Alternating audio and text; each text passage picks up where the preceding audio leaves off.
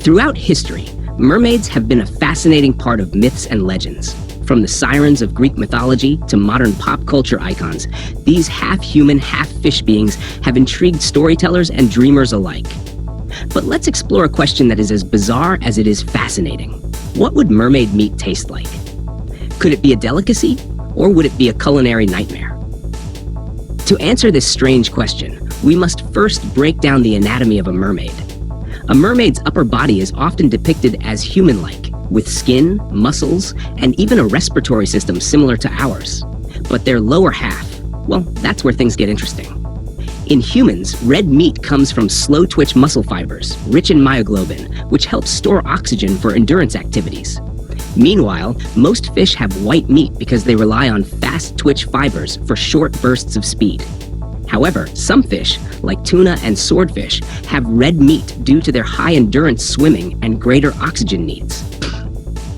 If mermaids share biological similarities with humans in their upper bodies, their flesh might resemble red meat like beef or pork. However, because they live in water, their muscle composition could be different, perhaps similar to aquatic mammals like dolphins or whales. Interestingly, whale meat is often described as a cross between beef and fish, with a slightly oily and iron-rich taste. Some marine creatures, like penguins, have meat that tastes like a mix of duck and fish due to their diet and environment. So it's reasonable to assume that mermaid meat might have a similar profile, red, slightly gamey, but with a distinct marine aftertaste. Now let's talk about the tail.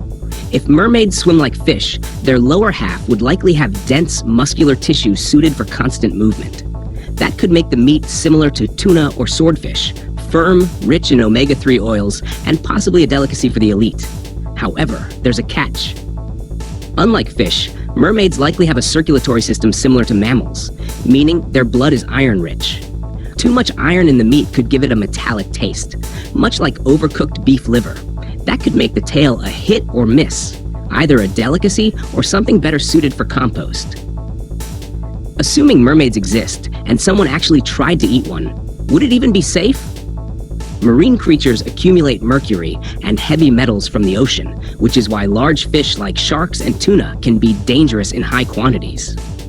If mermaids are top predators in their ecosystem, their meat might be loaded with toxins, making them more of a hazard than a meal. But beyond taste, let's talk ethics. Mermaids, in most legends, are intelligent beings, sometimes even possessing human-level consciousness. That raises the moral question. Would eating a mermaid be equivalent to cannibalism?